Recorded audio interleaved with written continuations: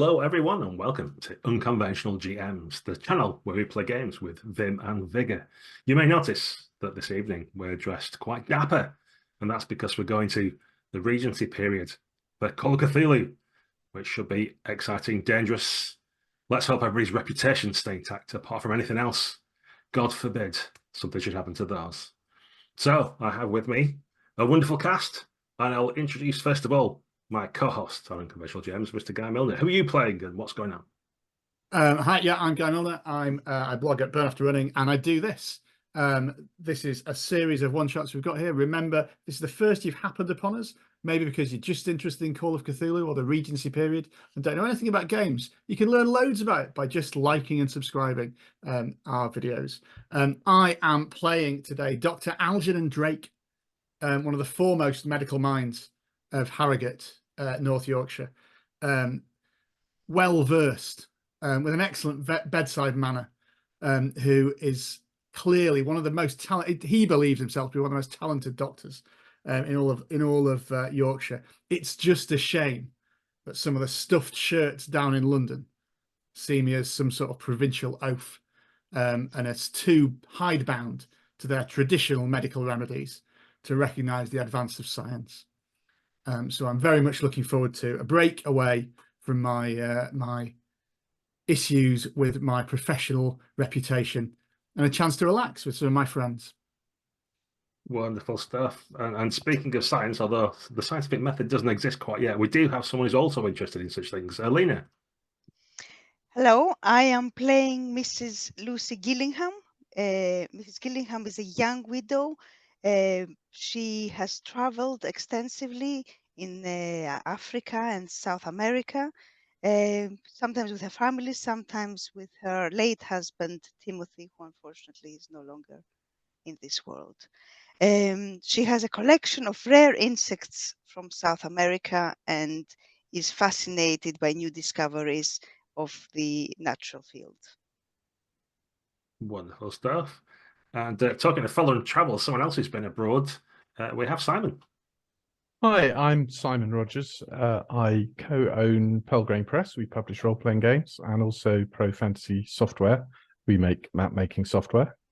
And I am playing Captain Charles Oakley of the 24th Regiment of Foot. He's a military engineer, recently returned from Nepal. Slightly changed from the experience. The physical example of that is he has a big scar on his face and is returned to the bosom of his fiancée Florence. And while he recoups, he is investigating the strangeness around him. Wonderful stuff. And talking of strangeness, the mysterious Tasha. Hi, I'm Tasha, and I'm one of the hosts at Ukrainian actual play channel Idea Roll. And tonight I'll be playing Beatrice Voss, who is the forbidden delight of some social gatherings and anathema to others with my mysterious ways, because definitely I'm an expert in all sorts of occult things and rituals, being really knowledgeable and definitely not a charlatan. So I believe that people are really interested in having me at their parties and learning mysterious ways. Wonderful stuff. And I should mention that I'm also a co-host of the What Would the Smart Party Do podcast, the UK's premier RPG podcast. So feel free to go and listen to that as well. Okay, tonight, as I've mentioned, we're going to be playing Call of Cthulhu. So, content warning, there may be, if you think of the worst film you've watched on Amazon or something, that gives you all the content warning. So there could be horror, there could be mental distress, there could be people in peril, there could be drug taking, there could be drunkenness, there could be all kinds of things, personal injury, death. Think of lots of things. So if you're a sensitive disposition, do beware. We'll try not to make everything massively explicit and gory in your face, but themes might come up that you find distressing, so just be aware. We've had the lies and veils discussion amongst the players already, so we all know what we're doing, and we've got the X-card in play. So if you see anybody doing this, it means they're X-carding, and we'll probably just do a little bit of an edit, and you'll know no difference in listener land, don't worry. So with that said, it is the Regency period. The year is nebulous. Imagine this as verisimilitude We're not pinning ourselves down to where Napoleon is right now or anything like that. It's just like a movie version of the Regency period rather than a historically accurate one, which is the correct way to play a game of it, in my opinion. All the characters have dealt with the mythos before in some sort of way, or some kind of stranger. So even if they don't know what the mythos is per se, they're aware there's weird and wonderful things. And they've been informed that at Fitzwilliam Manor in Harrogate or nearby, there is some strangeness happening. As luck would have it, they've been invited because Lord Fitzwilliam himself does like people who are perhaps a little bit different than the norm, have something else to offer. It might be medical advances that the normal society doesn't deal with. It could be people who are well travelled or have seen different cultures, or indeed can contact the other side to speak to dead loved ones or things like that. And why not attend his parties or do your social standing no harm whatsoever? So the four of you are travelling in a carriage. It's clattering along. You've been together before. You've probably got some idea about who else might be there. And the other guests, perhaps there's something about them that you've heard or can inform your friends. So let's start off with a little bit of that. Shall we go to Algernon Drake first of all? Do you want to set the scene inside the carriage and what you're telling your fellow compatriots? Yes, I think I'm cheerfully grinning at my fellow compatriots with my doctor's bag clutched tightly to my chest. Obviously, my luggage is on the roof or at the back of it, but I'm keeping this, always keep this close at hand in case of any medical emergencies that I might be required to relate. And I will be striking up the conversation by pointing out my surprise to my fellow travellers that Lord Fitzwilliam is well enough to entertain. And I shall lean in conspiratorial and say, I've heard he's been unwell for some time, or certainly Lady Fitzwilliam has been putting the word out to get all manner of physicians to try and cure his ailments. Too many, some might say. You just need one good doctor, not a whole gaggle of them. Very unusual. Mrs. Gillingham will cough delicately in her handkerchief, and that she's sort of writhing between her fingers, and she says, "What I have heard is that he's a very well-traveled man, and I heard that he visited India not too long ago, and then he saw things that man is not meant to see, and that's what interests me in this visit."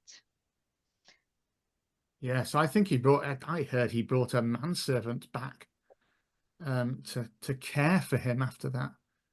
So possibly there'll be some new advances in medicine that are being tested on him. Let's see, that'll be very exciting, wouldn't it? My understanding is this manservant is from Nepal, and that Lord Fitzwilliam's, as you say, he's a man of the world, a man of culture, and he has recently shipped back a number of curios that I think might be of interest to all of us. Perhaps he might be kind enough to show them to us, or perhaps we can arrange to see them another way. I'm not sure. Well, I'm not quite aware about this the servant you're talking about, but I'm there rather to see lady of the house. I heard she's interested in a tarot reading, maybe to help her husband, or maybe to learn some of the secrets of his late wife. You know, it's not his first marriage. Well, that would tally with my knowledge for many of these physicians she has sought out. I obviously am bound by the medical oath to not speak ill of my fellow doctors, but some of them, I'll be quite honest, nothing but quacks and charlatans. So it wouldn't be surprised if a tarot reading is just what she thinks will heal him or ail him, if indeed she really does want him to get better. Well, it might not heal him per se, but the spirits can share their wisdom. They can name his disease, for example, or a medicine which will be more efficient than others. What I find really peculiar is not just our hosts, but they have invited Mrs. Rushworth. And I mean, you may not know Mrs. Rushworth by that name, as she was recently married to Captain Rushworth. But before that, she was Lady Warren. She was married to Lord Warren, the one who died because of a bizarre, inexplicable disease. Something about ill humors or possibly poisoning, they say. Ill humors is no such disease. Poisoning, I can get behind. It's her husband is also a gentleman of, and I use the term loosely, of somewhat ill repute. I saw him outrageously drunk in the mess, losing at gambling and not paying his debts many times. And he was sent home for poor performance in the field, but his family have good connections, which has enabled him to maintain his commission. So it seems like they're an interesting match. Why they're here with us, I do not know. I concur. Captain Rushworth, is a terrible whist player, and yes, an incorrigible drunk. So I have heard from my sources around the gambling tables. So surprising that he could get such a he could capture somebody to marry so soon. I wonder who's capturing whom. Well, not only that, it is not her second marriage. It is actually her third. Her first marriage was to another military man, Major Stone, yes. Yes. I'm pretty sure that Mr. Rushworth knows nothing of. He knows about the marriages, but nothing of the diseases, etc. Sure. Well, Captain Oakley, you had better keep your wits about you with this lady in attendance. Hey, I am conspiratorially digging in the ribs. I'm engaged to Florence, and my eyes would never stray towards the charms of another lady. And how long has this engagement been going on, Captain? Oh, nearly 3 months now. Congratulations. Well, thank you. Have you sought out other suitors, Mrs. Gillingham? I am very happy to be a widow and not have to go into the marriage market again. Thank you very much, sir. Well, he left you very well provided for, did he not?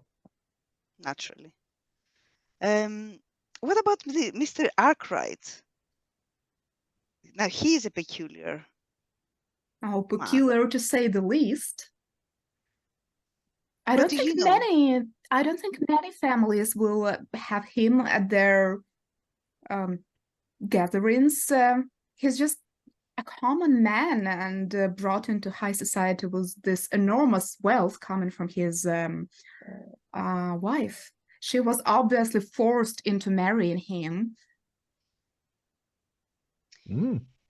That is what I have heard as well. I tell you, Miss Voss, at some point, what would be great is if you could some kind of tarot reading for the future of ourselves as well. That would be exciting, wouldn't it? See what bliss awaits Captain Oakley and Florence.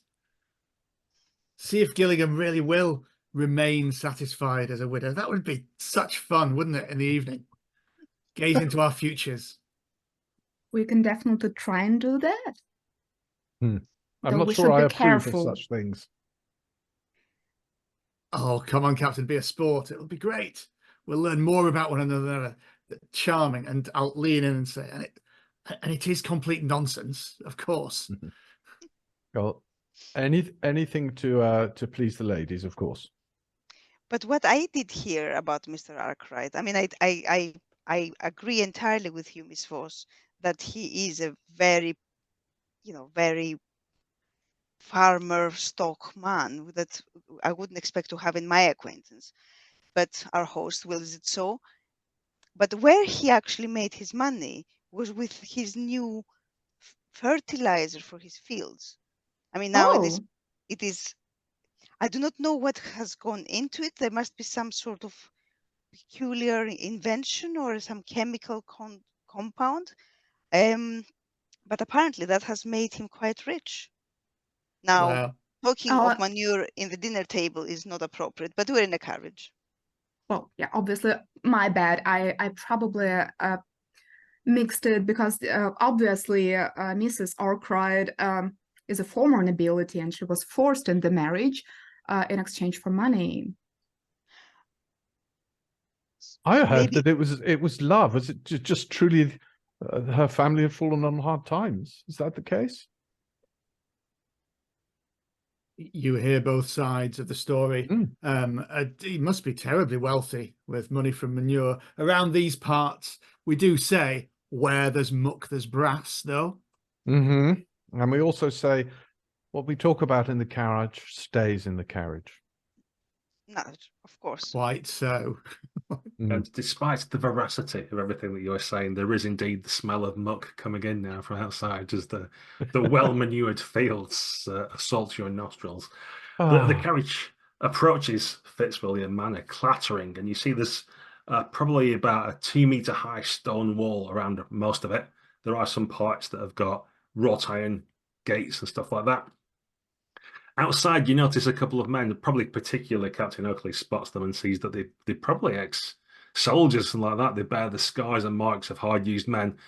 And if anything, they looked like they were observing the manor, but keen-eyed observe your own coach passing and kind of squint in through the windows rather rudely to see who might be approaching. But you've soon splattered them with the wheels of the carriage and entered down the long driveway to the manor itself. There are beautiful lawns. There's a tree-lined driveway which takes you down. To one side, you notice there's a hermitage, like a horticultural building. By the side of it, there's an odd glass-faced building, or constructed almost entirely out of glass, that the light scintillates off in unusual patterns. You can almost see rainbows on the surface of its oily glass. It seems misty within inside. There's obviously some kind of tropical or other plantation within it. Something exciting and interesting, no doubt. There's an extensive plot of herbaceous plants and a well-kept garden there. You notice to the other side, beyond a maze with perhaps the top of a statue poking out, you can see a crow nesting upon a bit, which sort of eyes you with its head on one side as you travel past as a curiosity. You also see a large rotunda with an assembled building without it that looks like it's still partially under construction or has a couple of men working around it at least. Then you pass through the rose gardens, lined by crocuses and daffodils that in the springtime are popping up, and it's quite a beautiful and fragrant area after the muck spread North Yorkshire that you've had to travel through, which is nice. And as you approach the big manor itself, there's some servants waiting to greet you.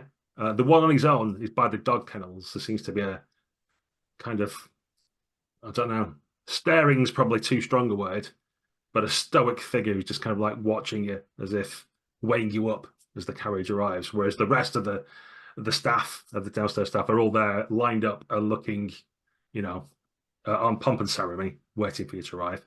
A footman opens the carriage door and pulls down the stairs so you can all be disembarked.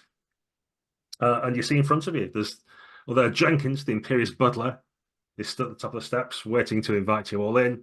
There's a silent but hulking footman nearby who's almost dribbling, it looks like. He's kind of, there's something not right about him. And probably you, Dr. Drake, noticed there's within his hairline, you can see the beginnings of a scar. Looks like he's perhaps had some head injury or something like that. There's a nervous maid who's bobbing and offering up some small refreshments to you. The housekeeper seems absent, which is unusual. You would think that the housekeeper would be the first person to greet you, but she doesn't see around. And instead, there's an elderly maid who gives you the correct greetings and so forth and helps you forward. You can enter into the vestibule and the welcome area beyond. And immediately, Mrs. Gillingham, you kind of leap to one side almost, or you have a start as a dog's lunging out at you from the side. And then you realize that it's not actually lunging, it's just in that position.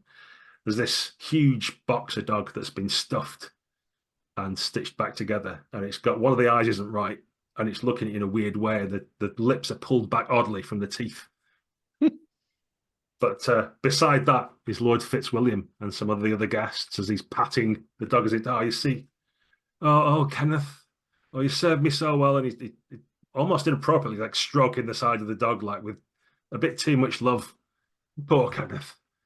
Oh, I see. He likes you, he says, and the Lord kind of like leans in a little bit too close to you, staring at you bleary-eyed. I do like dogs too, my lord. Pleasure to meet you. My name is Mrs. Gillingham. Oh, good. And he almost like goes to pet you like he would a dog, and then sort of thinks better of it and just sort of drifts off. As the rest of you enter in, you see that the other characters you mentioned, the Arkwrights, are there. Mrs. Arkwright has got a Pomeranian dog within the folds of her arm, which also gazes at Mrs. Gillingham with loving eyes, it seems. So a lovely tempered little animal. At complete odds to her herself, and she's scowling at you all. Just, you don't know whether it's a resting face or what, but she's got a really, it's almost like she can smell the manure outside as soon as you've walked in, and a change of atmosphere. Her husband, the captain, sorry, yes, the captain. Her husband's Arkwright. The other husband, the captain, Captain is also Rushworth. there. Yes, Rushworth is there, the captain. He's got a large glass of brandy in his hand, which he's sloshing about. You notice that there are a couple of other people about, kind of lurking in the shadows, but everybody seems to be like almost ready for dinner, and you're not sure whether your carriage is late or something like that. But the captain comes straight over to you, Captain Oakley, gives a half-hearted salute, says, "Oh, dear boy, I didn't know you'd be here as well. Oh, capital." Yes, I trust you'll maintain a higher level decorum than when we last met, Captain Rushworth. Oh, well, I mean, what goes on abroad stays abroad, surely. Yes, we do not bring that behavior home, particularly in such salubrious residence. Of course. No, you're quite right, quite right. Good, Mm. yes. Perhaps we need to talk later, though. Of course. I've brought my cards. Look, man, stay off the sauce. Well, there's parties, dear. Oh, it looks a little bit fronted. Mm-hmm. It seems that you will not change easily. Oh, well, leopard can't change its spots, can it? And he kind of wobbles off. He's no leopard. Miss Voss, the lady of the house, suddenly bursts into the room. "Oh, everyone's here. Oh, marvelous, marvelous. I'm so glad you can make it." She comes rushing over to you and clasps your hand in both of hers. We're delighted to be here. "Oh, such a pleasure. Oh, I've got such a feast lined up for you. We've got a wonderful dinner. And then perhaps as ladies could have a reading. Perhaps would you, does everybody know? Does everybody know?" She starts speaking to the room at large. Like she's a wonder, she's got the sight. The sight, you know. Well, yes, I do. And yes, definitely we should have a reading later in the evening. Good. Well, I think the food's almost ready. Shall we repair to the dining room? And you can all head in. We'll skip forward about an hour of messing around, getting drinks, water's being poured, all that kind of stuff. And you're finally sat down. So for the players, you'll know there is a seating plan, so you know who you sat next to and where you are. And we begin with the soups.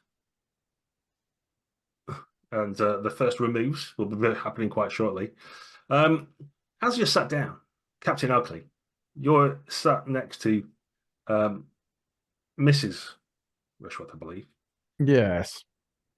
And she's just gazing at you. Are you uniformed, or are you in kind of civilian dress? I suspect I would if there was another captain here. I'd better show my military uniform. Yeah, she seems to be gazing very intently at the red of your uniform.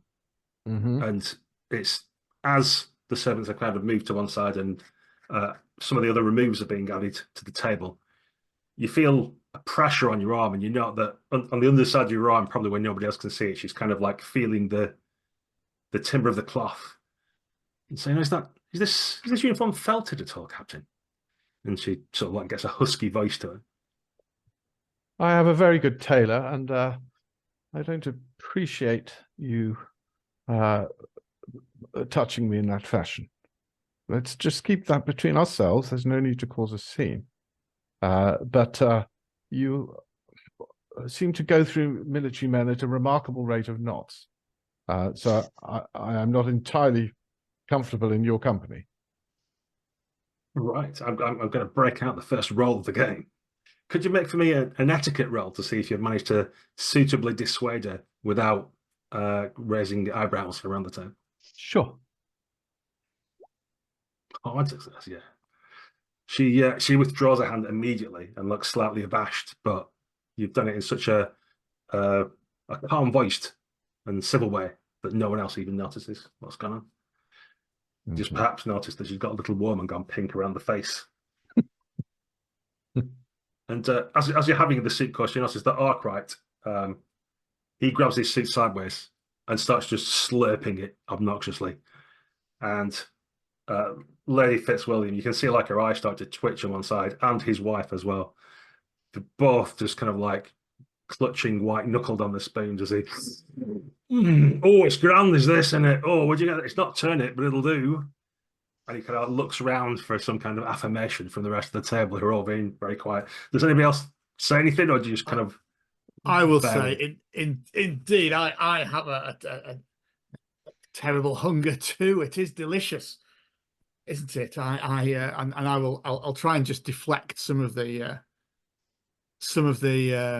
shock that it's called. I said I will use my spoon though, for fear of spilling it all down my shirt. Just had this tailored. We know how expensive that is. Trying to win him alongside as well by reference to this high polloi that we find ourselves in. Sure. Do you want to make a relevant? I'll do what the writers of Call of Cthulhu do. So just make a relevant social roll.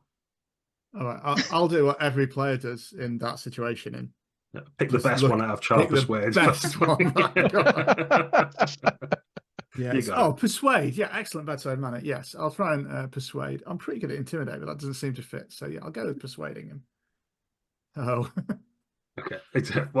He seems to embrace what you say. So, oh, you're right. Oh, I've got a top tip for it. What you do is you get your napkin, and he starts stuffing his like silk napkin down the front of his shirt, and you spread it out. Oh, there you go. You see. And almost deliberately dribble some soup, going, let's say, nothing on me, soup's still intact. And I assume that, what I do obviously is I'm sort of forced, even though I know how terrible it is, to do the same. Like, oh yes, a champion there. I don't realize how badly this has gone down. A champion idea, sir. Yes. It's much better, and just goes down as well as it's expected. As we would hope it would. Join him in ignominy. I'm sitting right next to Dr. Drake, and initially I was surprised, to say the least, by the behavior of Mr. R. What was he? Arkwright, yes. I will just raise an eyebrow, sort of showing that, like, who would even behave like that? But then when Doctor continues the act, I would raise the second eyebrow. So I'm sitting there really surprised with wide eyes open. Oh. And it's at that point that Captain Rushworth turns to you from the side. Says, my dear, what beautiful eyes you've got. I had noticed in the hall before, but in this candlelight, they veritably come alive. But thank you. It's so kind of you. And I remember that I have to not wink, but blink. Blink. Your eyelids? Yes. So, yeah. A blink from time to time. Oh, thank you. So kind of you. As he studies your face a little bit more, he says, You seem very familiar.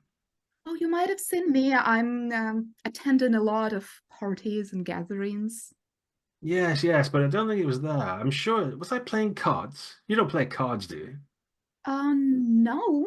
Well, I mean, maybe a couple of times, but not regularly, no. Maybe we should talk later. And his wife seems oblivious to his advances.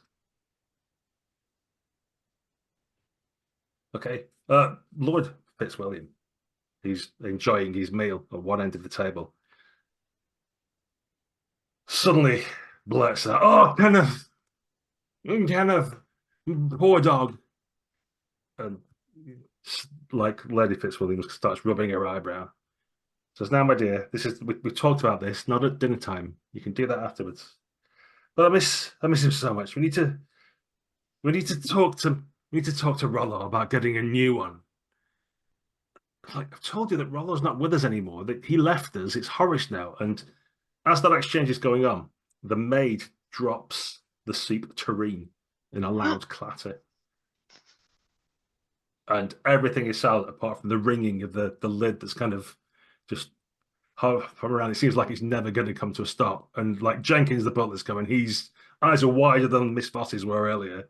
And everyone's gone a little bit silent.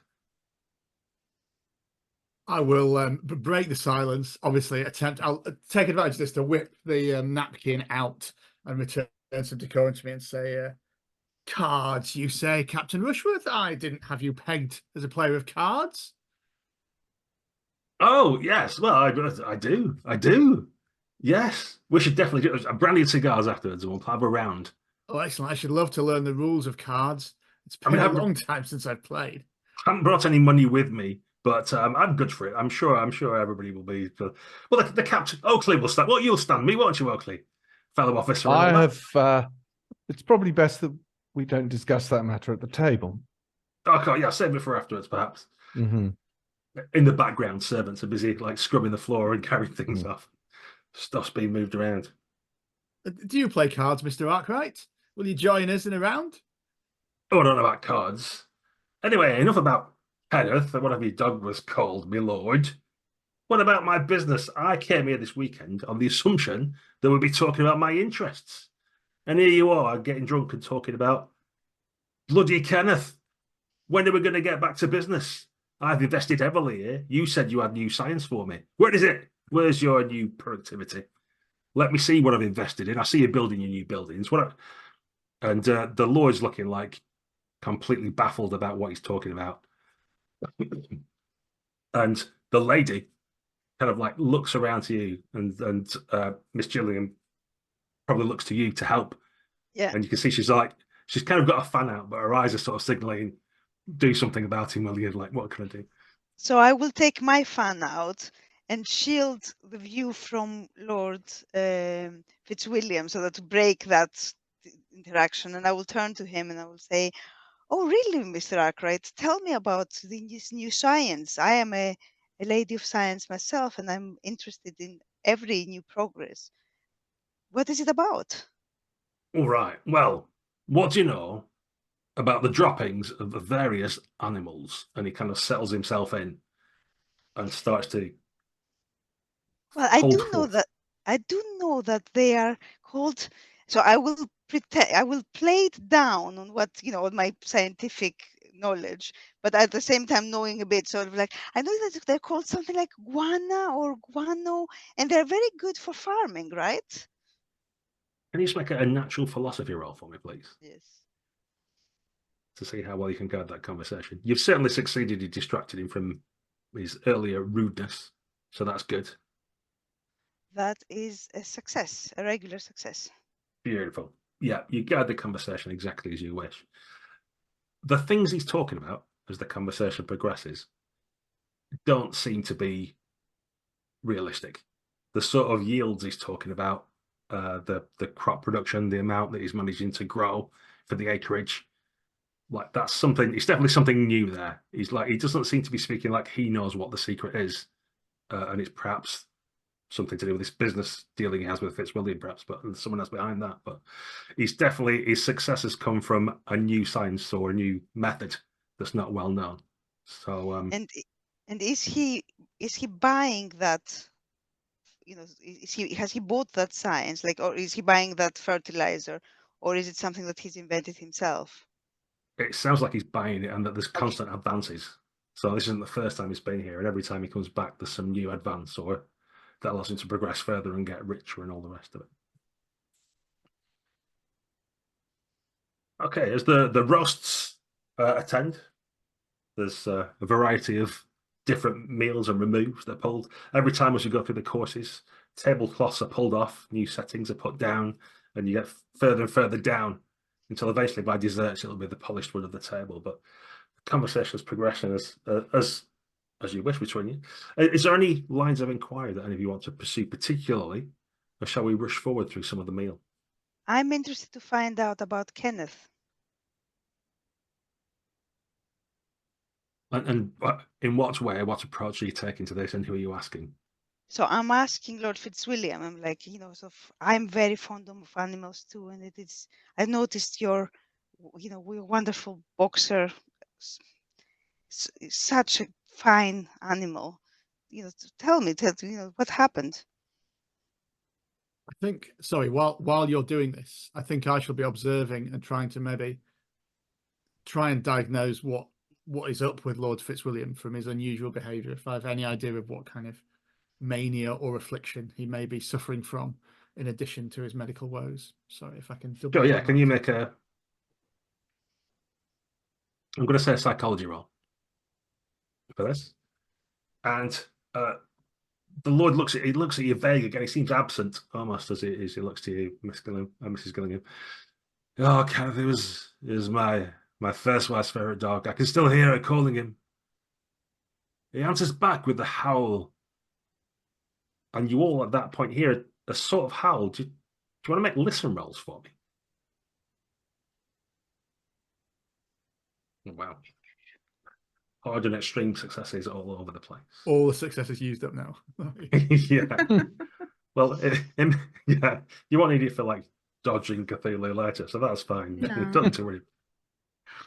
So Miss Gillingham's obviously in conversation with Lord Fitzwilliam, so she doesn't notice, but the rest of you notice that the kind of hulking footman that you saw earlier, when you hear that howling, you all turn around naturally because there's a strange howl that comes from nowhere, and you see it's him stood in the vestibule, and he's just tipped his head back and he's giving out a deep-throated howl. He's stood next to the body of the taxidermy of Kenneth, but he's howling. It's just a very odd thing. Can you make your psychology as well for me, Yeah. Guy, while you're there? Well, no, it was a long shot anyway. Not my No, field, really. May I also it's- roll psychology, as I suspect that maybe some unnatural powers are forcing him to do so? Sure thing. Nah. I used all of my good luck Uses on the Rose listen roll. Yeah. Well, you both recognise that there's something wrong with Lord Fitzwilliam. He's not himself. He seems absent. He's having trouble maintaining concentration.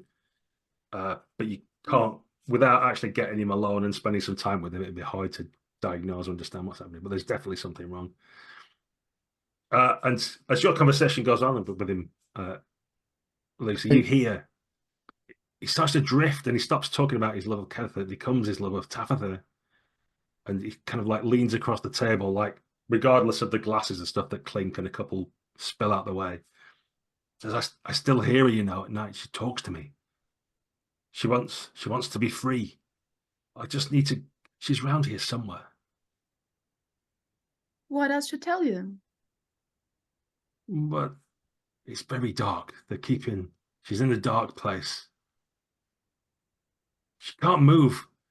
No, that's the kept her locked up. Someone's kept her locked up, and he starts to get a little bit het up and agitated.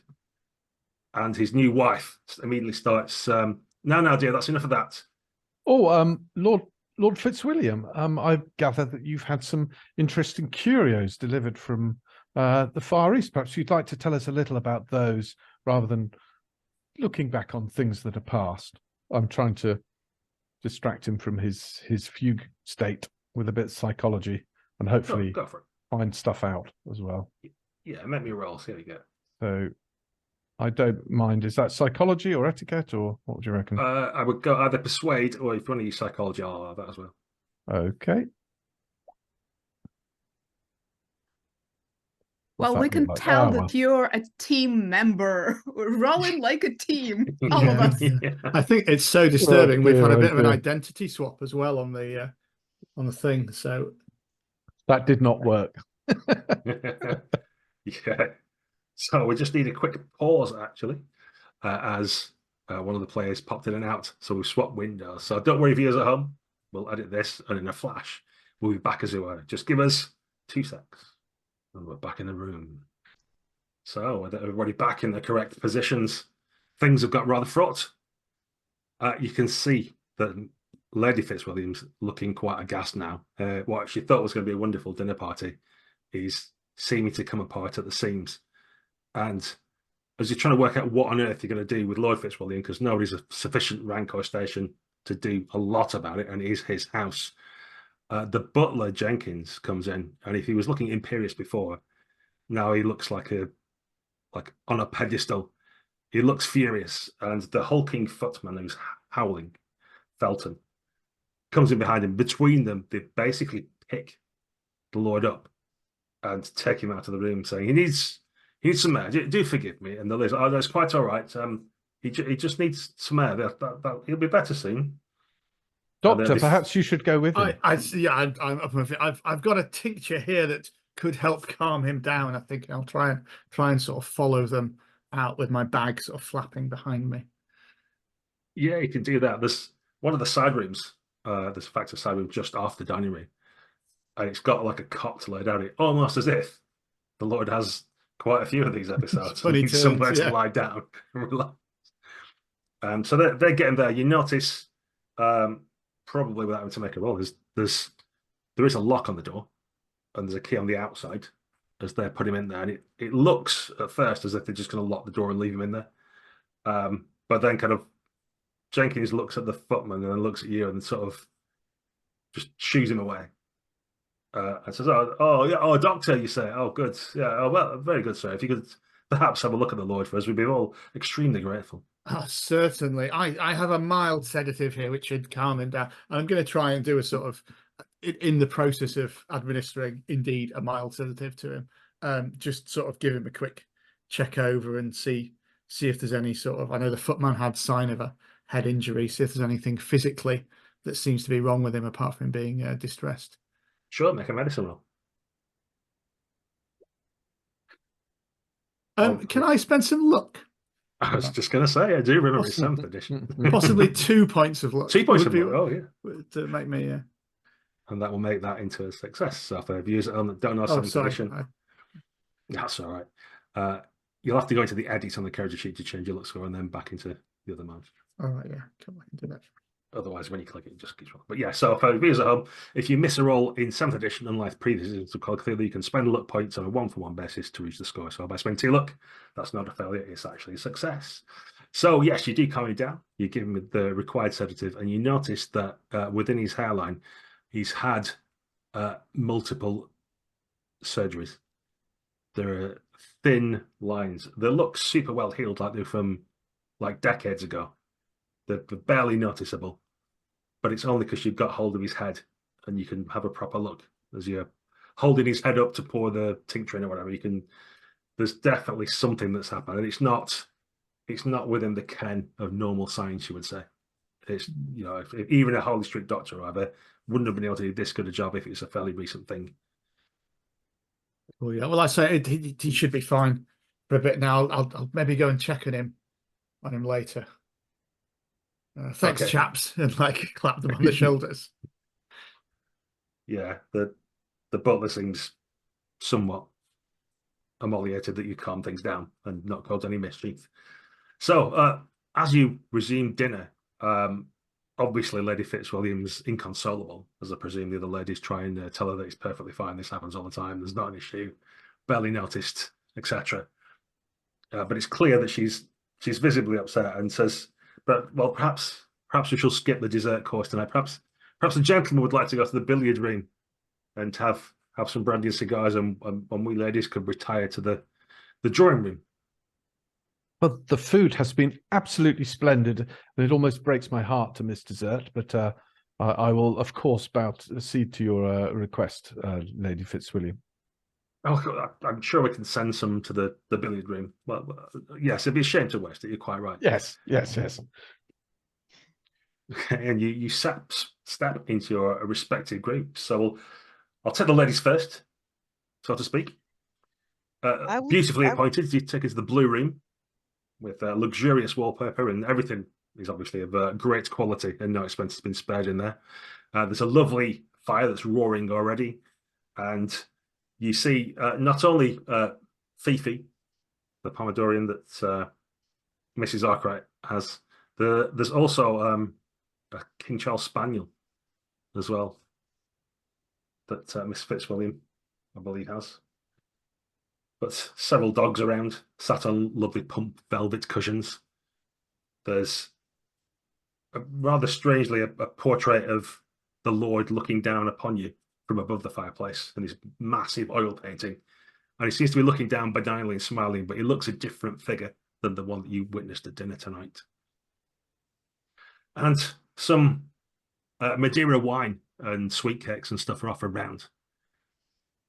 And trying to compose herself, Lady Fitzwilliam sort of looks to you and says, perhaps we should do Is the appropriate time to do a reading? Perhaps we should see what's going to happen to our futures, or you perhaps is it a possession? Is it some evil thing that's looking? What's happening? And she kind of looks at you, Miss Voss, saying, almost like in desperation as to what could possibly be happening to her husband. Can I try and calm her down first? You can certainly try. I will. Can you make there's a reassure skill, which will be down in the extra skill down the bottom if you have it. I don't have reassure, but I have mesmerism, and I think you it could definitely try that. sort of. Yeah. If you want to do a look into my eyes kind of thing. And suppress mental trauma. There you go. Mm-hmm. Yeah, make a mesmerism roll, and do let us know how it looks if there's any special method. Well, yeah, I come closer to her, and I'm looking her into the eyes, and I'm hoping she's looking back. And then when we have the eye contact, I start talking more slow, and with my speech, sort of trying to calm her down, to get into some not a lullaby per se, but a different rhythm. Let's see how it works. Beautifully.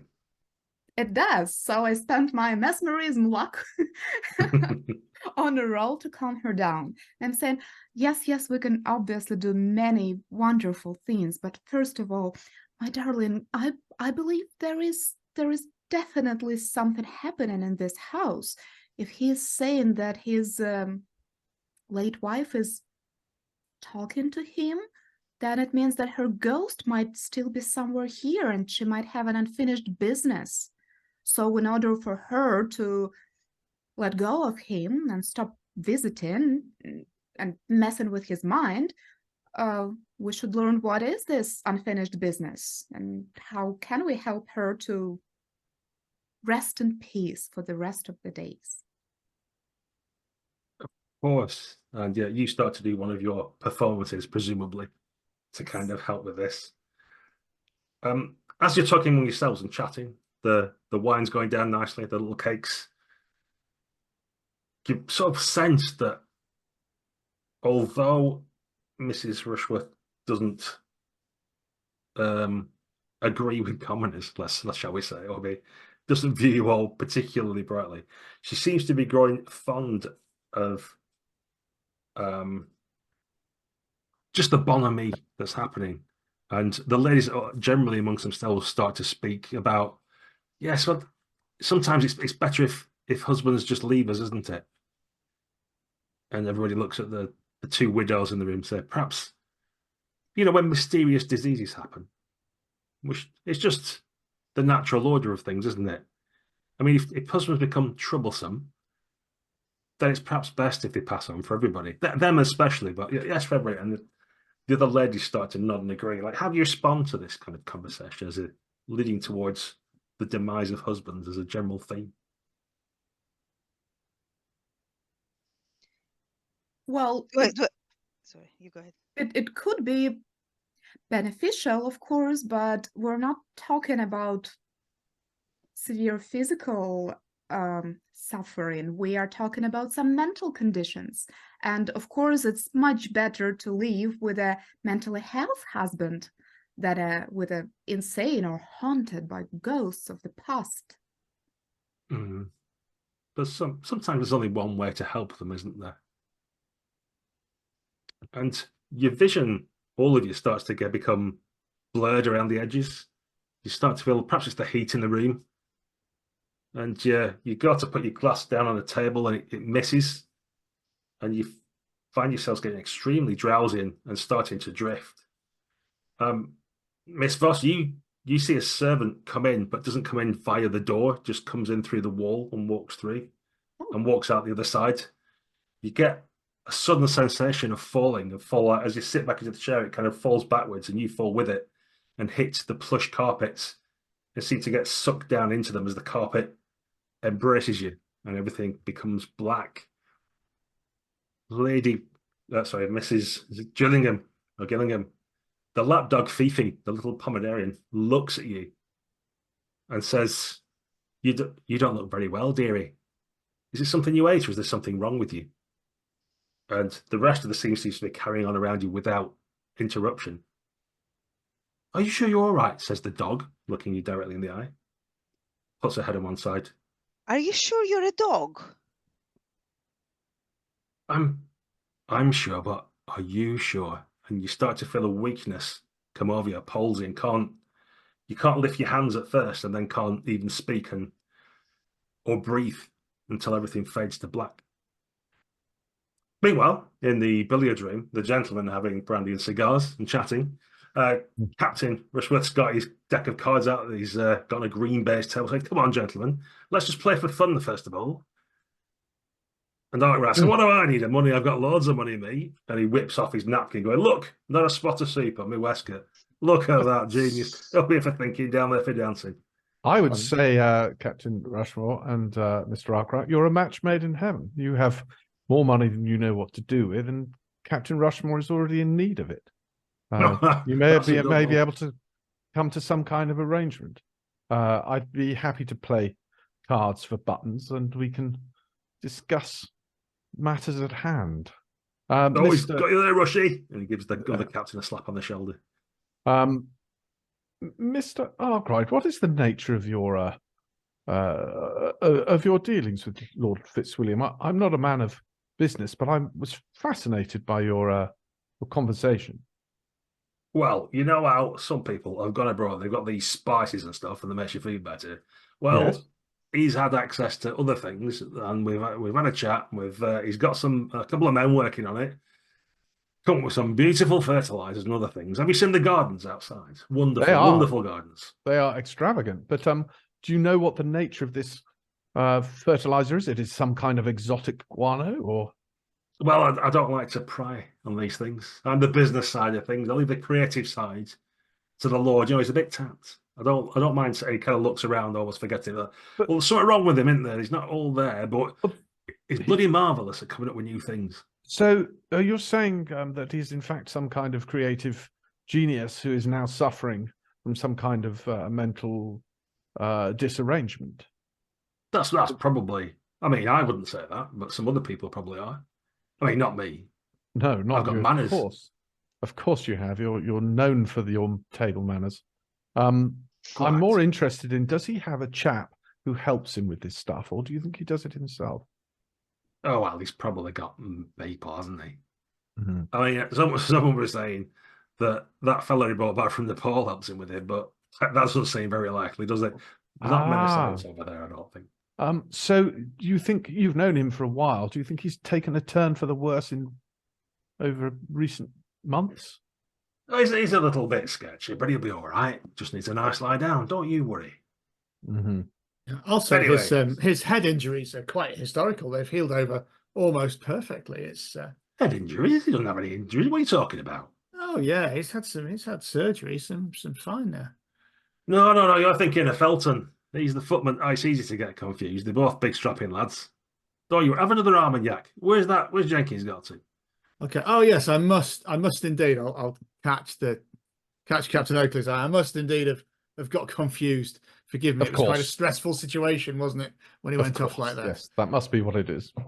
And the boorish Arkwright continues to lead the conversation while Captain Rushworth sweats as he starts to lose buttons hand over fist at cards as you play. And as the brandies and the bluish smoke take hold, you both start to feel a little bit tired and queasy. Oakley, you see from outside the window, sensational lights seem to burst. It's like there's a firework display or something, or maybe the firing of many cannon. And the fire under the fireplace becomes suddenly super bright, explodes like a star, and you can't see. And as you stagger around darkly, suddenly you lose all sensation. And as for the doctor, looking down from above the fireplace is a portrait of Tabitha Fitzwilliam, the first wife.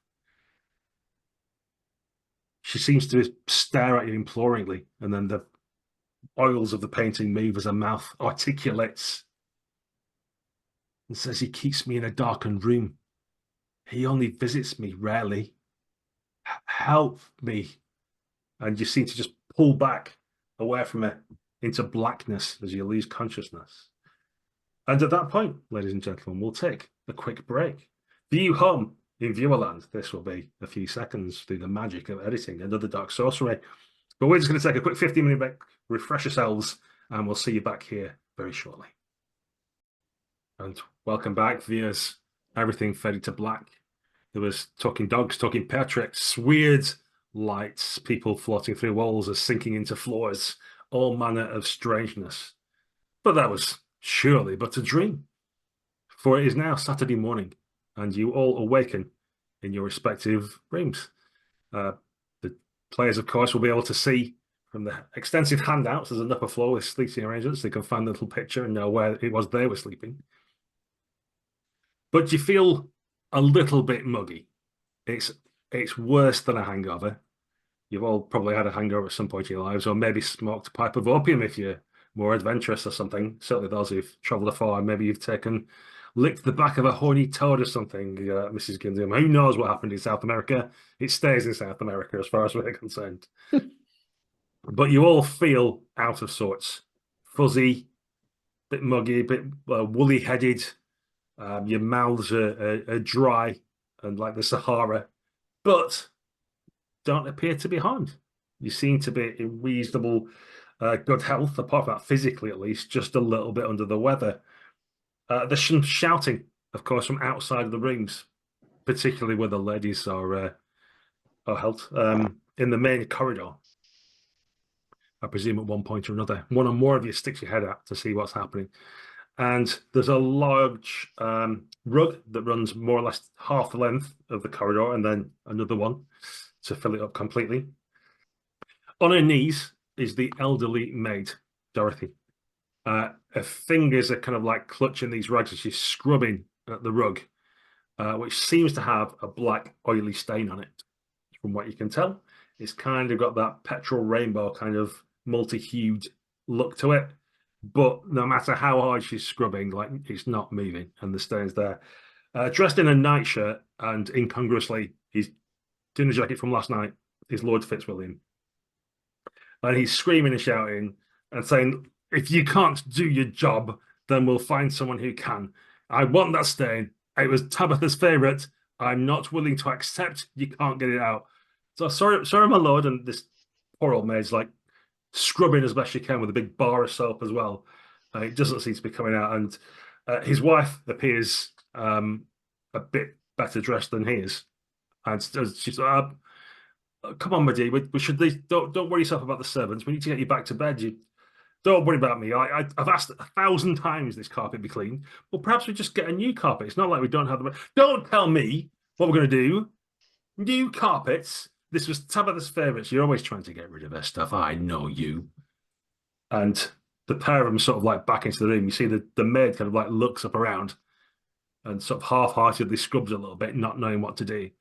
And he seems oblivious to all of you, whereas she's looking around like horrified. This is worse than the soup tureen getting dropped or him having an episode last night. She looks aghast. I'm going to go next to her and I'll sort of reassure her, and I'll be sort of, don't worry, we can get this removed, sort of. And as I'm saying it, I'm going to examine the stain partly to figure out, how with my natural sort of philosophy, also with my domestic duties as a mistress of a household, what would I do? But more so to find out what it is. Go make a roll for me. You have literally no idea. At first, you think it's going to be some kind of, maybe it's tar or some oil or something like that. But as you touch it, just to kind of get a feel for the viscosity, whatever it is, it's almost like it's not there.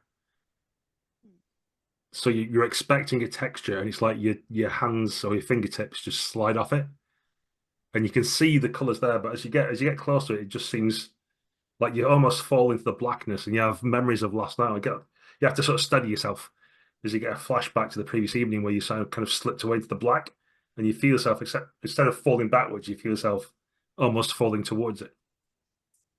But it's definitely not a normal, mundane household item that's here. That's peculiar. Does this maid have any signs of? As I'll lean over her, so I'm out of her line of sight. Does she have signs of any scarring on her head? She's got a lovely bonnet, which prevents you from observing. Of course she does.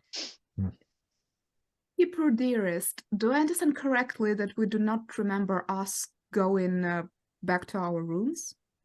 You do not. You're in the drawing room, and then you've woken up this morning, which Okay. must be at least 8 or 12 hours later. Did we wake up wearing the same outfits we were wearing? You the were night in your before? night clothes. Okay. Then I would ask the maid, excuse me, dear, weird question maybe. Do you remember what time did we go back to bed last night? Oh, well, I take the early shift, my lady, so I'd already retired for the evening when you all left. I believe you're in the drawing room having a reading or something. Yes, exactly. Do you know who would be in charge of helping the guests to their guest rooms? Helping you to your guest rooms? Well, yes, it's my first time here. I would not be able to find their guest room, and Well, I imagine Martha would have been the one to direct you if anyone had to. She'll thank be you so much. Where can I find her? in the kitchens now, I would think, preparing breakfast or helping the cook anyway. You're very helpful. I hope it goes well with the stain. What was it, by the way? Did someone Kind spill of looks coffee? forlornly down at it as well. And it does not look like coffee. Where did it come from? Well, it appeared one night. Oh. There was some kind of ruckus, I believe, but I take the early shift, as I've said. You might not have forgotten. I don't expect you to remember. My life's not very important to you. Very sorry. Oh, I'm rambling now, aren't I? I do ramble, but I'm nervous. You make me slightly nervous. I've not seen you before. Have I mentioned that I'm on the earlies? So I don't. It was just there when I came in, and I was told to clean it. And every morning the Lord says I've got to clean it. And I clean it every morning, but it's not coming off. I think we should get a new rug, but it's not my money, is it? And the lady of the house says she get a new rug, and she normally gets what she wants. So I don't know why they've not got a new rug. Madam, compose yourself. I shall barely resist, like slapping her to make her sensible again. As a doctor, yeah. So. Yeah, put yourself together. I'll. You need to take 2 of these, and I'll proportion out some pills for her to calm her down. Now, a glass of water, and take those. And I might take one for myself as well. I'd say, hey, Oakley, a classic Captain Rushworth evening, that wasn't it? I've heard about them before from my friends. I have no recollection. Terrible dreams. Terrible. Candidly, Doctor, I had a very bizarre experience. I had been drinking, but not to excess, and then suddenly I experienced visions and then blackness, almost as if I had been hallucinating. Perhaps something had been dropped in our drink, and yet here we are upstairs, as right as rain. So, is this experience personal to me, or did you experience something similar? I had a similar experience, but not only that, this blackness, it resembles that blackness on the stain that I cannot, with all my knowledge and all my extensive travels, ascertain what it is. And where is this mysterious Nepalese manservant who may know more about this than perhaps anyone else? I too had a strange turn, a terrifying dream too, as if Tabitha, the first wife, saying she was trapped in the darkness, locked somewhere underground. This is what. Can you imagine? This is what his lordship said. Exactly. I also experienced this weird thing you say, the darkness and weird sensations, but I believe that the old lady of the house is trying to reach out to the world of living. You say you heard her Lord said he heard her. She's trapped, so obviously this is her unfinished business. Do you think she is trapped in a coffin underground? What a horrible thought. So well, that's what you do with the dead people. What a fanciful story. Well, I do hope she's in a coffin underground. Anything else would be a little untoward. I just hope she is actually in a coffin underground, dead. Well, apparently her spirit is not resting. Maybe, I don't know, some traditional ceremony was broken while she was buried. Well, if there's one person who always knows what's going on in a house, it's the butler. I think it's time for us to have a discussion with Jenkins. Agreed, and maybe with Martha? I mean, I do not remember myself going back to my room and changing. You as well, Miss Voss. I just told you. Oh, it's most So improper. Did the dog speak to you too? Dog? No. Right. No, neither to me either. Did you talk to the dog? What did it say? It might be a new clue. Well, it said that I look quite ill, and it is true that I am ill. But that's the point was not what the dog said. The point is that it spoke. Agreed.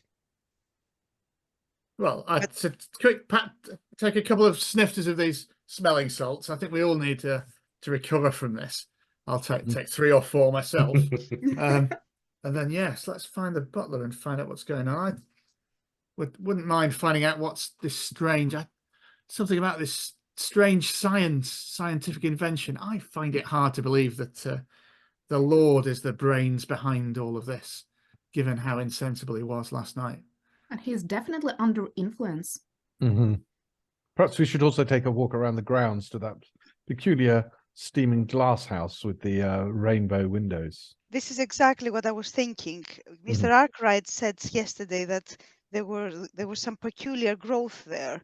That is the business that he has with Lord Fitzwilliam. Oh, So, you know what? Some exotic plants which he might be planting there.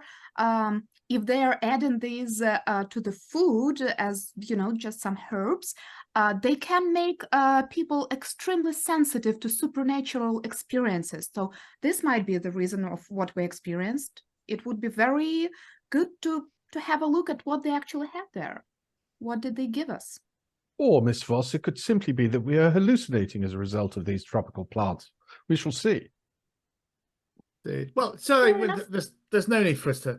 Maybe the ladies could take the air outside and visit this greenhouse while we try and speak to some of the servants of the house and see if we can get it straightened out, Captain. I would hate for them to be a witness to any coarse language from that rather large heavy that the Lord keeps around. Very well. So you get dressed, you prepare for breakfast sometime later, and you notice at breakfast that Mr. Arkwright's not around. Mrs. Arkwright, but she's not got a usual sneering demeanour that she had yesterday with you all being commoners and such, as far as she sees it. She seems to be like quite bright-eyed and perky, almost as if the absence of a boorish husband has brightened her up, but she doesn't say very much. She eats sparingly, keeps herself. Captain Rushworth is up looking massively hungover. He's just about managed to get the right button, the right hole down the front of his jacket, but it still looks like he's missed one, if you know what I mean. Like, just it's not sitting right on his frame. There's something. He's managing to look dishevelled without being dishevelled, which is some achievement. His wife seems perfectly happy and normal as before. And after you've made your small talk, had some breakfast, you're going to go about your separate ways. You note on the way out, ladies, that Fifi, the Pomeranian, is there and comes up and looks at you, Mrs. Gillingham, and just like sneers and snarls and stuff.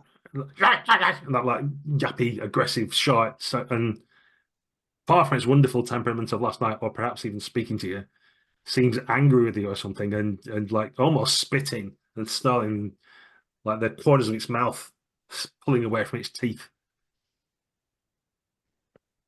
I will hold out my hand to just sort of pet it, but then see if it's sort of Sure. Do you want to make a dodge roll for me? Yeah. Apropos of nothing. I heard that as a dog's roll. Like, get on with it. Really? A skill check? Oh no. It's in other skills down the bottom, dogs. Yeah. Okay, you do manage to pull your delicate hands away at the last second as it like leaps for you and tries to like take the tips off your fingers. And at that point, Felton, the larger of the footmen, has come lumbering in, and the Pomeranian looks terrified. Immediately looks around terrified and sprints from one of the other doors and just like leaps out of the way as fast as it can. But it seems even the dogs were somewhat disturbed by the sleep last night, perhaps. And then, Mrs. Gillingham, is that the dog you were talking about? Yes. Apparently, I did something yesterday that I can't remember to offend him. I must apologize later. Feltham, That's- is it? and he seems to have that slight drool down the side of his mouth, like he's not washed his face properly. He just stares at you. Yes, Feltham. And slowly nods. Have you served, man? He kind of looks around and picks up a platter from the side and kind of holds it out to you. In the armed forces, Feltham. Have you served in the armed forces? It looks at you like he can't understand what you're saying. Okay, it's obviously a bit simple. Think nothing of it.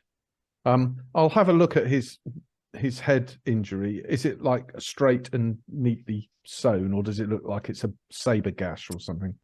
If you make a spot hidden for me. Spot hidden. You would spend luck. What am I on? 5. I've only got 25 luck. Or you Yeah, can push. why not? I'll spend it. Okay, spend 5 luck, no problem. So the information you get anyway is that the obvious gash in his head looks like it was done under duress. So he was obviously fighting back when that happened. It's a ragged scar. It's been well stitched and healed nicely in terms of like there's no suppuration, or it doesn't look like it's gone bad in any way, and probably a little bit old. But having talked to the doctor last night, he's talked of these kind of gossamer threads of scars, and you can see there's some of those as well within his hair as you get close. Gossamer threads, like a kind of spider's silk or something. If you imagine a piece of spider silk was across his head, and it's only from speaking to the doctor that you realise that that's like a very extremely well-healed scar that's beyond the kind of normal physicians as far as you're aware. But from the doctor was saying that that's actually a surgical wound of some sort. I'll speak briefly to the doctor and say what I saw, and said, well, I think we should move on to the butler. We're not going to get anything more out of Feltham, I think. And anything more, indeed. No, he's been fulsome in his information for us already. Let's see if the butler has more forthcoming. Yeah, and forthwith, as the ladies head out into the morning air, there seems to be a little fog around and a bit of mist, but otherwise it's clear and bright, and no doubt will warm up soon. The gentleman, Jenkins, appears at one point and very brusquely sends Felton away to do some menial task. So yes, sirs, I believe you required my presence. Says, yes, we just wanted to know the piecing together the events of last night. We seem to have only have spare recollection of what happened after dinner. Was there a strange? Were many of us fallen ill? Ill, sir, is that what they're calling it these days? Yes, quite. All very jolly, weren't we, sir? This is, well, you know, the military folks, what they're like when they celebrate. Quite. Just working out what piece it together. Some of the ladies seem to not recall being taken to bed either. The ladies, I wouldn't happened. know about the ladies, sir. I look after the gentlemen. I do believe one or two of you required assistance getting up the stairs, but that's not unusual in this household, if I may say so. Now, look here, man. I am well aware what it is like to be drunk. I had 2 glasses of brandy last night, and then I was stricken. This was not something normal, and it happened to all of us. I would like a better explanation from you, as you are the only person who seems to truly know what's going on here. So speak up, man. Must be perhaps something you ate, sir. Do you want to make Do a not psychology roll? patronize me. I'm trying to intimidate him, but I can psychologize him if you like. Yeah, you can do both, but do psychology first, and then we'll go for the intimidate. Okay. Okay. Yeah. You are sure that he knows more than he's telling, and he's deliberately almost provoking you. Yep. Well, now I'm going to intimidate him if I can. You can make a roll. I've got my stuff. Boo! Spend 14. All that bluster got me nowhere. No, Push it. he You think? You think I should push it? Little on your head be it. Right. I'm not standing by with a challenge like that. I will push it. See? Yes. See? You were right. Okay. How did you push? What did you do or say? I took him by his lapels and said, "I seen shirkers like you on the front. I will not have this nonsense spoken to me. Tell me the truth, man." So I'll just shut the door behind us as you do that and just stand with my foot against it in case. Ready to shout for help. Well, it's probably I mean, the Lord has a new drink he was trying, but like he said, we should. I was merely following instructions. You understand? It was nothing to do with me. I only do what my Lord tells me to do. Of course. Your lord was not capable of giving any instructions. He doesn't seem to be in his right mind, and I do not believe that he's in charge here. So tell me who is. Well, if not the Lord, then the lady. I mean, if she tells me something and said he said it, then obviously he said it, didn't he? I mean, how do you expect a man? What else can I do, sir? I have to follow. So are you telling us that you were ordered by Lady Fitzwilliam to put something in our drink or give us an unusual drink? I would never betray her confidence by saying such a thing. Yeah, you have said quite enough. All right. Whereabouts is this new drink that we may? There definitely won't be any of it in the kitchen, so I wouldn't have such a thing there. Very well Sure. done. Let's to the kitchens immediately. We loved it. We want more. Anywhere in particular, it definitely wouldn't be that we shouldn't look first. he sort of gives up at this point. So I've said too much. I've said I can't possibly betray confidence, and just tries to save face as best he can. Very well. We will speak no more of this. Okay. We shall leave you two briefly heading down to the kitchens, I Open the presume, door. is where Yeah, you're going. yeah. Yeah. With Just a sit down maid again. against the door that almost falls in as you open it. Just his lapels down again. Yeah. Straight And starts in. polishing the window for whatever. Yeah. Okay, ladies, you're outside just taking the air. The crocuses are now in bloom. Purples and yellows. It looks delightful down there as you head down the gravel path and get towards the hermitage where the large greenhouse is. And you see that there's a wide array of, even in some cases, exotic looking flowers and plants that all seem in rude health. All the leaves are shiny and glossy and a deep verdant green. And there's a heavy set of insects around buzzing and fussing over them. There's birds twittering the trees. It seems a wonderful day, great for having a stroll. As you approach the hermitage and its attendant's greenhouse next door, you do notice that it's indeed fogged up. It's like it's a tropical garden or something like that. And as you get nearer, one of the footmen is close by. He's got his sleeves rolled up and boots on, and he's obviously been doing some digging or turning over it, that sort of thing. And he kind of walks over in your direction as he sees you coming. He's kind of got a leering kind of look to him. It almost looks like he's half sneering or something, like one lip's always like a little bit up. And he's got an almost wink to his eye as he's looking at you going, "Oh, ladies, oh, you shouldn't be out here when it's ended. What, you need someone to look after you? Where's your gentleman? Well, never mind them. I'm here now, aren't I? Don't worry. You can call me Ludlow." And he kind of like wipes his dirty hands on his jacket, trying to make them vaguely cleaner, but he does nothing for the blackness under his nails or the earthy smell about him.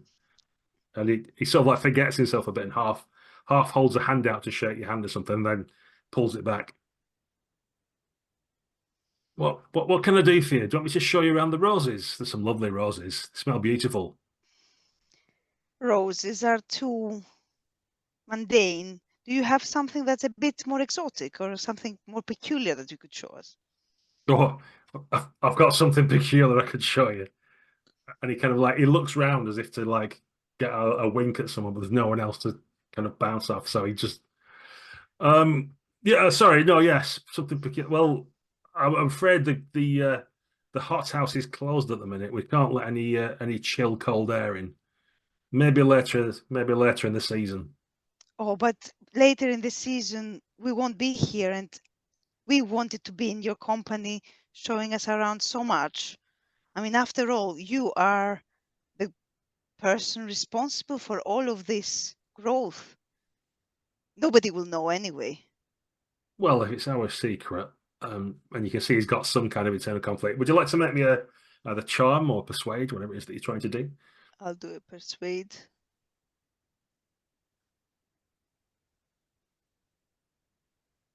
More than my life's worth, I'd love to. Oh, shoot. Okay, I'm not great at this. Yeah.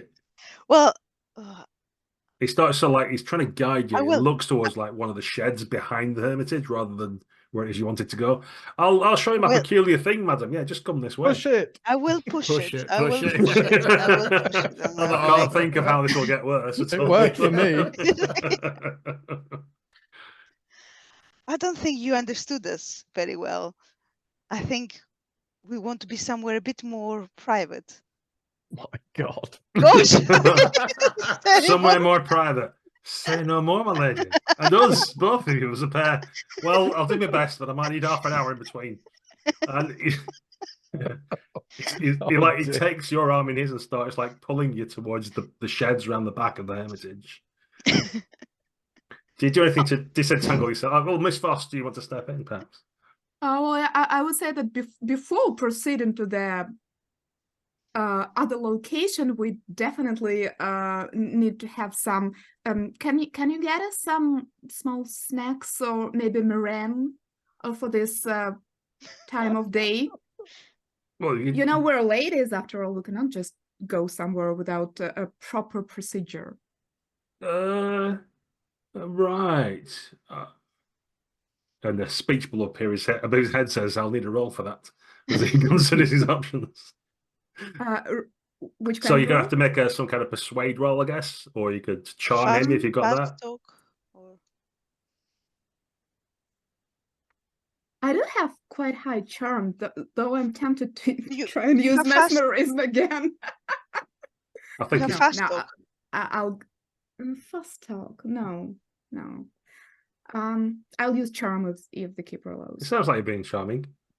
Wow, barely. Just Enough. Wow, that's a critical in Pendragon. That is, we're playing that game. Yeah, if we're That'd be playing really that, good, a wouldn't different it? Chaosium game, that'd be wonderful. Yeah. As it is, it's a bare success. Well, I've probably got some gin, he says, looking a bit confused about snacking. And I'll have some black pudding for my lunch. Let me see what I can get. And he kind of like almost leans in to kiss your cheek, and then do you pull back? Do you look affronted? Do you use this as an opportunity to curry some favor? What do you do? I pull back gently and sort of push him very, very gently, like saying, drinks first. Yeah, you're right. We need to get warmed up, don't we? No, I know. I forget. I'm dealing with ladies on, and not. Yeah. No, I've got. Don't worry, I've got an enamel mug somewhere. I'll give it a good wipe. And he rushes off to go and find his bottle of gin and other accoutrement to provide a nice little picnic for you both. I don't think we have a lot of time. No. Do we see the door? Yes. Yeah, you rush over to the glass doors of the hothouse, pull them open, and there's an immediate blast of moist heat, which, unsettlingly for you all, I had to break this consequence to you, but causes you to perspire. There's nothing can be done about it now. It's too late. You can have a quick look round. It's like you've walked. Probably Miss Gillingham, you recognise it as like the South American jungles rather. So it feels like you've been transported to a different world even, and there's some very strange sounds, smells, and plants that you're not aware of in there. Would you like to make your natural philosophy roll to get a quick Yes, gauge? please. You haven't got a lot of time, but you can probably Yes, hard success. Hard success. Yeah, there's an unusual manure or fertilizer or soil or something, but as you get in and just get near the ground around some of the buckets or trellises and stuff, you find you're reminded of that oily substance that you saw before. Like you just got that, it's got that aura about it almost. And as you look at some of the plants, you're just not sure. Like there's a lot of stuff that's in South America that you've never seen before. You're aware there's a massive rainforest full of all kinds of life, but these plants seem very unusual.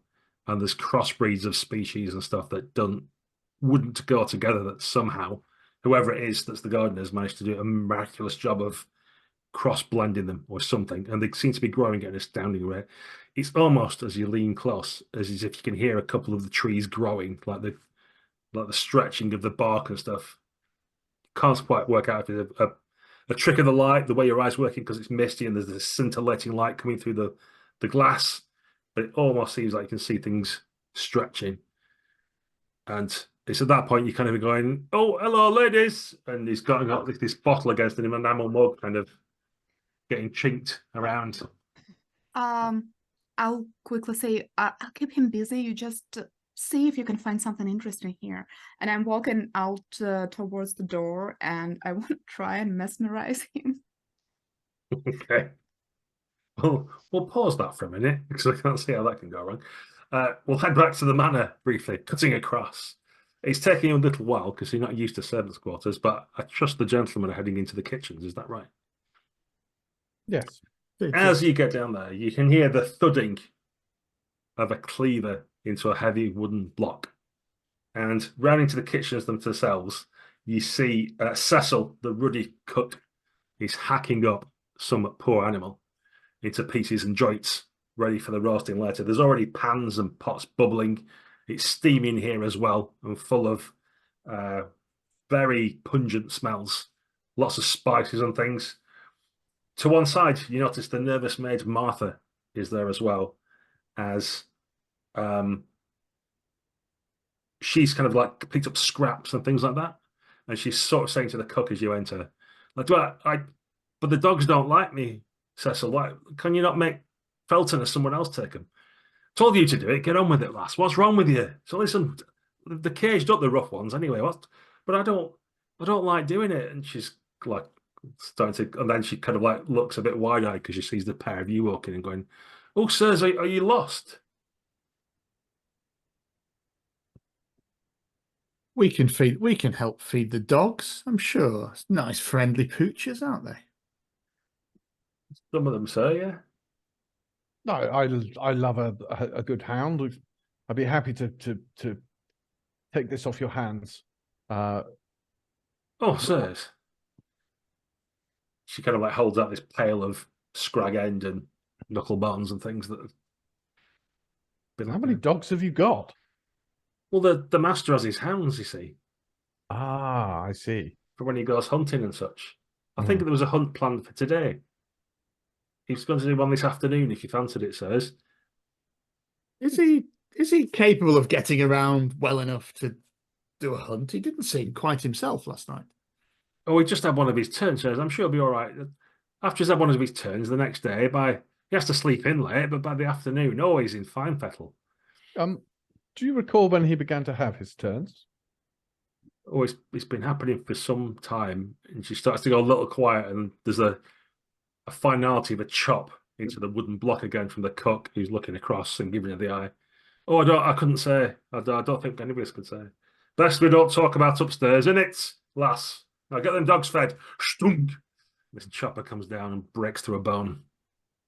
The cook. I might try a bit of charm on the cook. So, does she have a name, the cook? It's a gentleman, Cecil.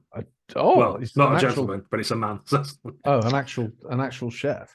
Yeah. Okay. Well, I will flatter him on his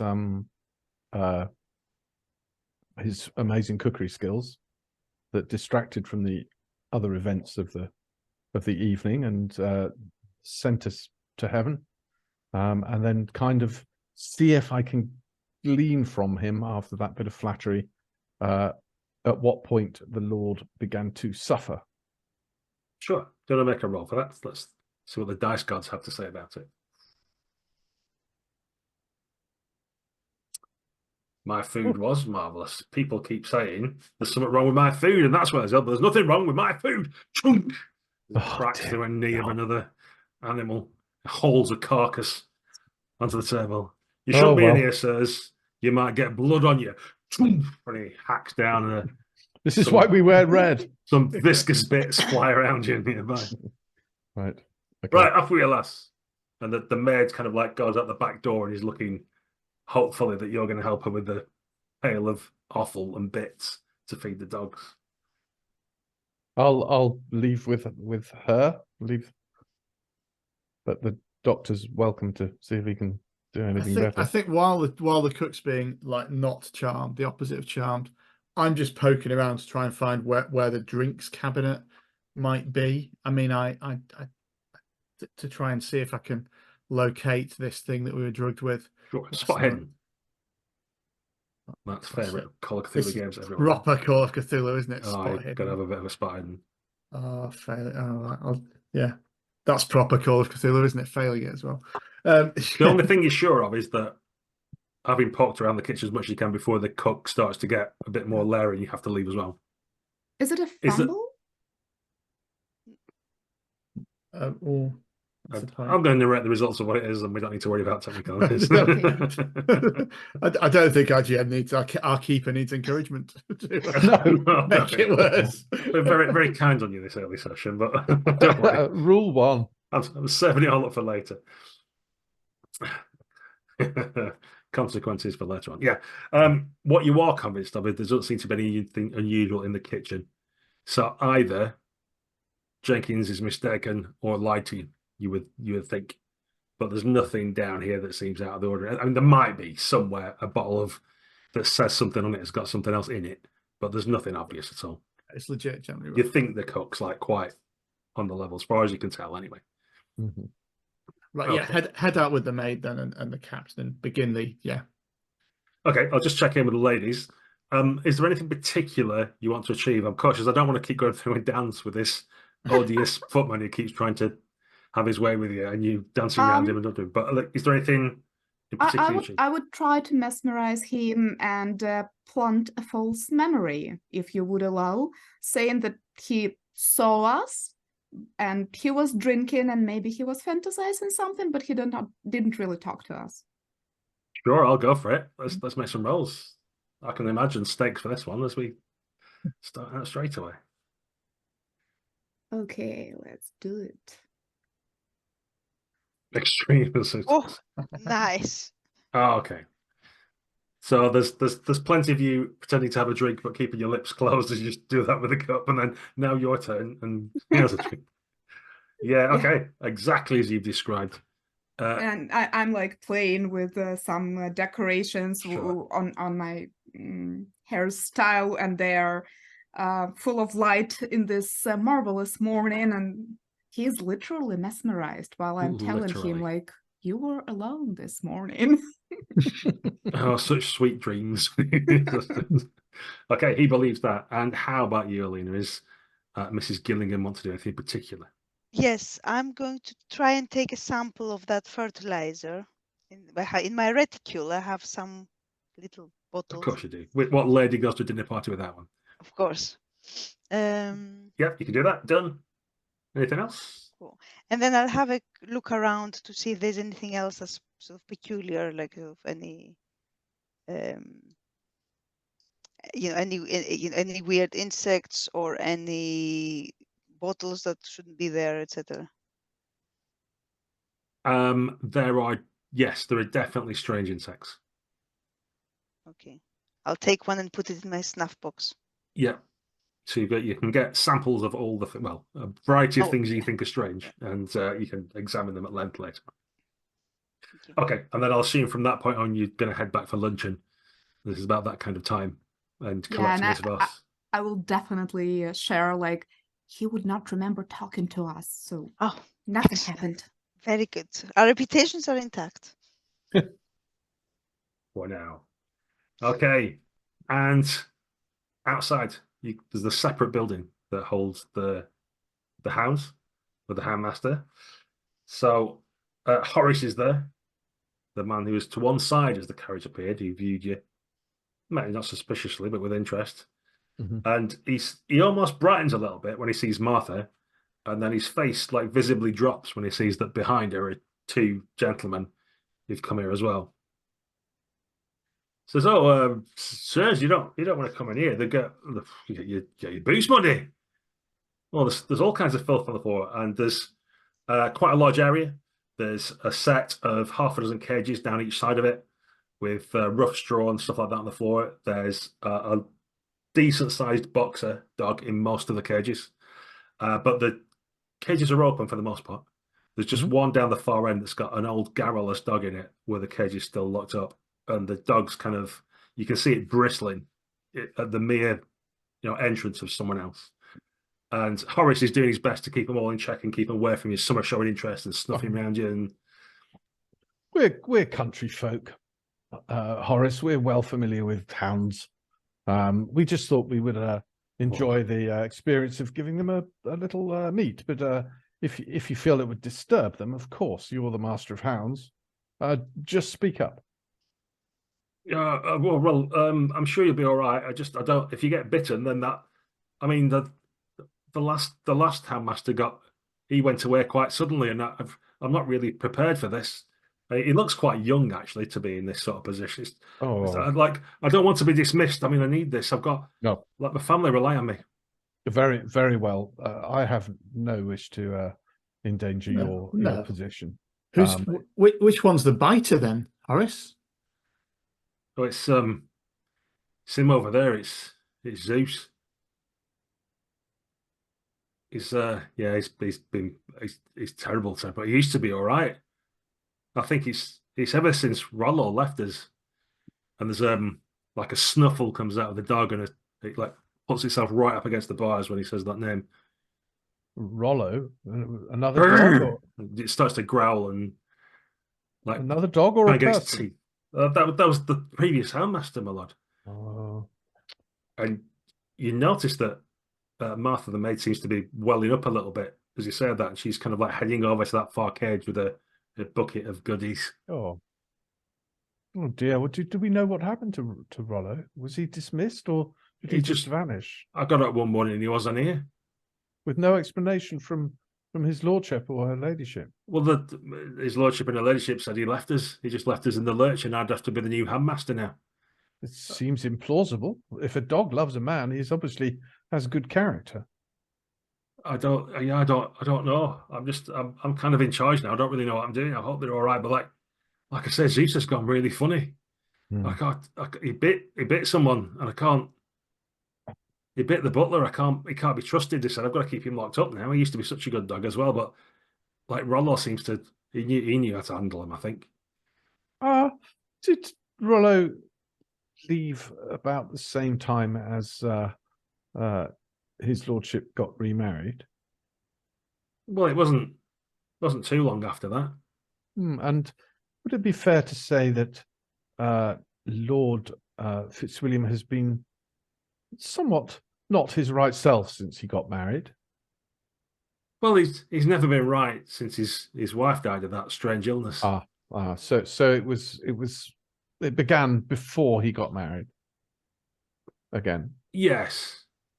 I mean, I wouldn't want to say whether they were courting or not at that point. I can't really remember. Strange illness. You mentioned a strange illness. I've not heard of this. His first wife died. Oh, she was in rude health. She was a fine woman. But she got, the weird. It's like you could. Oh, I don't know what I should say. Please do, Horace. It will not go past us to any other ears. Oh, well, you seem trustworthy, so he says somewhat naively. I caught a glimpse of it when she was in her ill humours. You could see her veins. They were like black standing out on her neck. It's like she had, I don't know, oil for blood or something. Oh, it's horrible. And he gives an involuntary shudder, and the dog sort of sympathetically kind of shudder around him as well. And have you seen any of this oily stuff around that that they use for fertilizer. All the strange stuff over there. Dogs don't like it. They can stay away from there. Where is it? Over there by the Hermitage. Oh, okay. There. Yeah, Okay, the dogs stay away from there. They don't like it at all. They're a bit Thank you weird about s- the maze as well, actually. Yes, Thank no, you. you're right. Thank Very you good. so much, Horace. I'll give him a shilling. Well, he's delighted, almost tearful at this bounty that you give him. Mhm. You notice that Martha's over by Zeus, this troublesome dog, but he seems like putty in her hands as she Oh, sticks some bits and pieces through the cage, and he licks the blood off her fingers.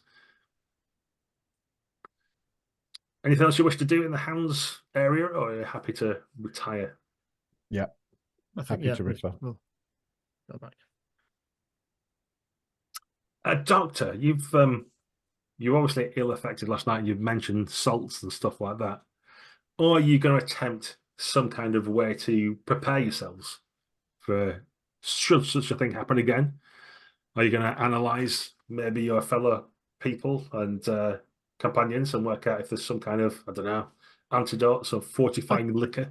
I think that if we've got chance in the afternoon, I'll take bloods and do whatever strange stuff I can do in whatever's in my doctor's bag, like tap it and put a thing in. Yeah. See what. There's a montage scene of you with various weird instruments and holding things up to the light and what have you. Yeah. Okay. Do you want to make a medicine roll to see if you can Yeah. procure some kind of restorative or help? Yes. Yes. All right, Hooray! success. Well, that's what you needed. Okay. Well, you produced one of your patented tinctures, which is non-standard, but you think should something untoward happen again this evening, perhaps that might help you out. As best you can surmise, anyway. I think I will try and make it look like a sort of smelling salt thing as well, as if something that wouldn't attract too much attention if we were to snuff. Yeah, a little box of snuff. So no, yeah. You can certainly do that. Okay. You have a lunch. Arkwright has not reappeared. In the afternoon, you're invited for a walk, the ladies, by Lady Fitzwilliam, and the gentleman offered a hunt because at luncheon, Lord Fitzwilliam appears and he seems a different man. He comes down, he's happy to see you all. Says, "Oh, gentlemen, ladies, thank goodness you're all in good health. I did have a bit of a turn last night, I'm told, but I don't remember it myself. Is everybody all right? Have you tried these mackerel? Oh, delightful." I'm glad you're in a better frame of mind, and I look forward to spending some time with you, my lord. Perhaps we should try a little hunt. We can take the dogs. I've got some forestry out back.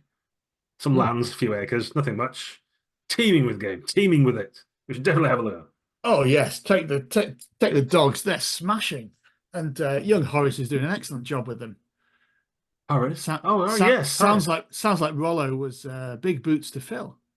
Well, whatever happened to him? Larry can't get the staff. Just can't get them. Can't find my housekeeper. Don't know where she's gone.